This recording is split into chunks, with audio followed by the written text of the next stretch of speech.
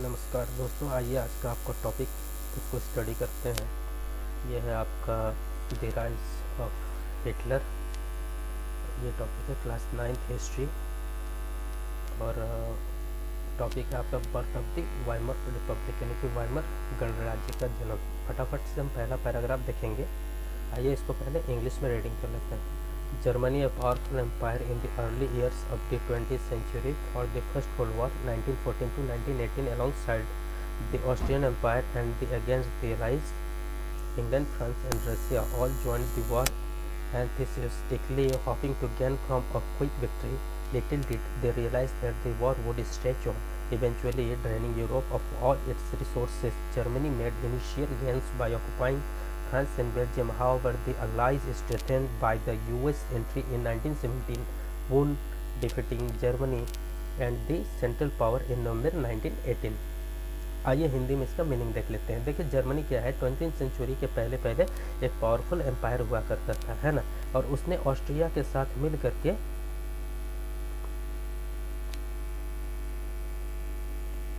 Austrian empire के साथ मिल करके जो पहला विश्व युद्ध था 1914 से लेकर के 1918 तक चला था, पहला विश्व युद्ध अलाइज कंट्री के खिलाफ, यानी कि मित्र राष्ट्रों के खिलाफ, इंग्लैंड, फ्रांस और रसिया अलाइज कंट्री में आते थे, इनके खिलाफ उसने लड़ा था।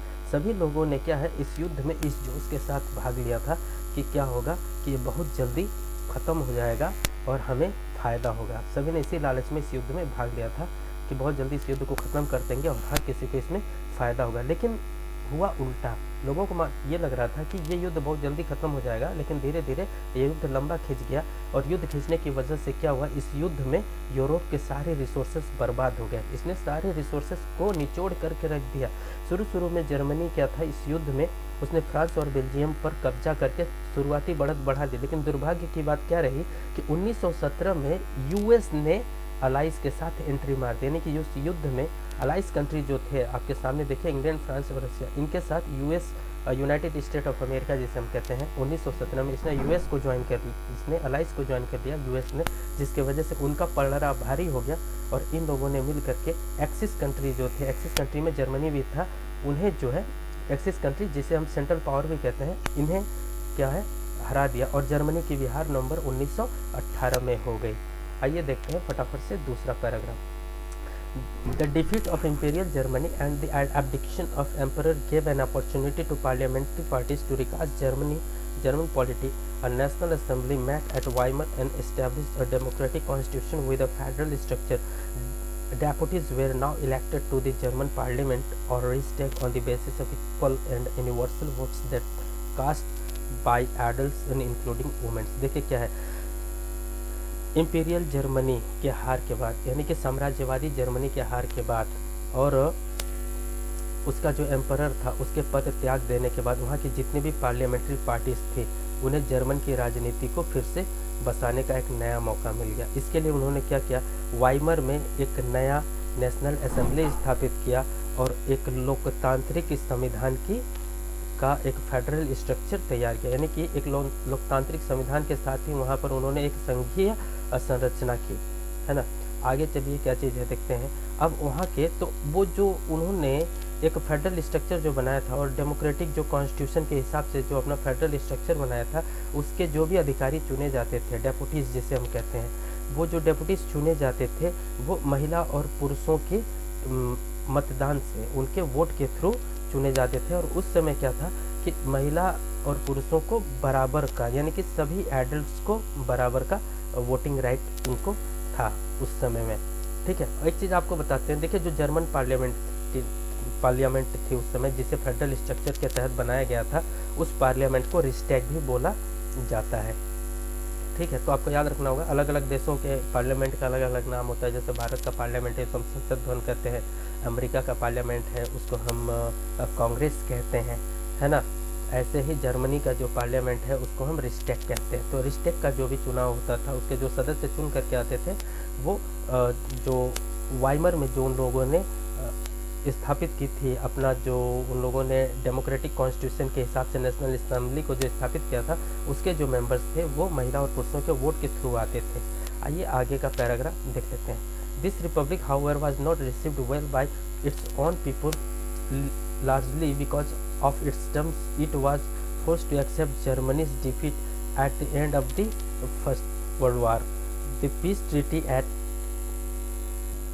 देखिए, ये जो नए रिपब्लिक की स्थापना हुई थी ना, जो नए संसद की स्थापना हुई थी, एक्चुअल में क्या था कि वहाँ के बहुत से लोगों को जर्मनी के खुद अपने ही जर्मन वासियों का उस रिपब्लिक पर विश्वास नहीं था। इसके पीछे का एक बहुत बड़ा कारण ये था कि जर्मनी की जो हार थी वो पहले विश्व युद्ध में हो चुकी थी, और दूसरी बात क्या थी कि जो पीस ट्रीटी जो थी, यहाँ पर आप देखेंगे दी पीस ट्रीटी, यहीं से बात हो रही है। जो पीस ट्रीटी जो थी जर्मनी के ऊपर लादी गई थी वर्साइलस शहर में, और ये लादी थी अलाइज पावर्स ने जिनकी जीत हुई थी। वो बहुत ही कठोर शर्त थी और बहुत ही शर्मनाक शर्त थी। तो देखिए, ये कठोर शर्तें क्या थी जो जर्मनी को लादी गई थी, जर्मनी के ऊपर थोप दी गई थी। उसमें क्या था, देखिए जर्मनी ने, यहाँ से हम थोड़ा सा इंग्लिश में पढ़ लेते हैं, फिर उसको हिंदी में आपको ट्रांसलेट कर देते हैं। Germany loads it's overseas colonies a tenth of its population, 30% of its territories, 75% of its iron and 26% of its coal to France, Poland and Denmark and Lithuania. The Allied power demilitarized Germany to weaken its power. आइए आगे देख लेते हैं थोड़ा सा क्या है इसका हिंदी मीनिंग। देखिए क्या है ना कि पहले विश्व युद्ध में जर्मनी हार गया, सबको मालूम है।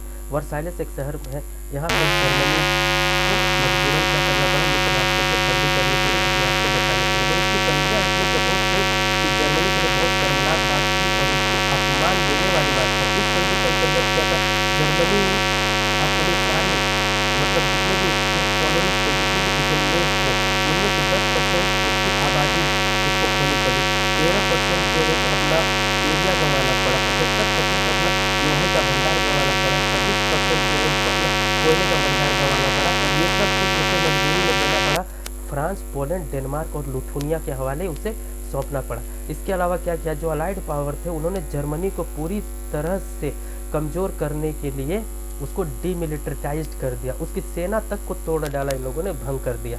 आगे देखते हैं, देखिए the war guilt clause held Germany is responsible for the war and damage the allied countries suffered. Germany was forced to pay compensation about 6 billion pound.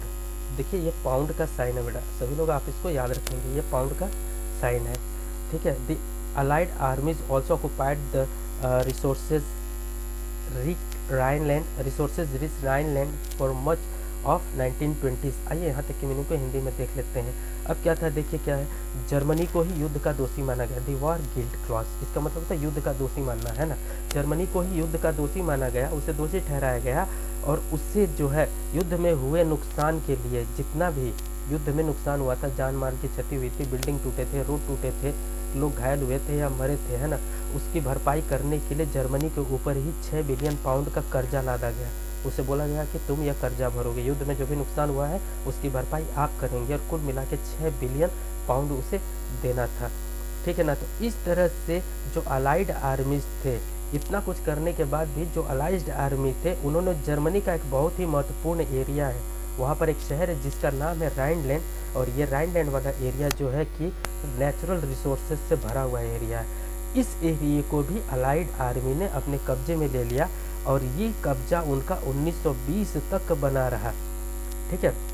तो देखिए आगे क्या है, many Germans held the new Weimar republic responsible for not only the defeat in the war but the disgrace at वर्साइलस।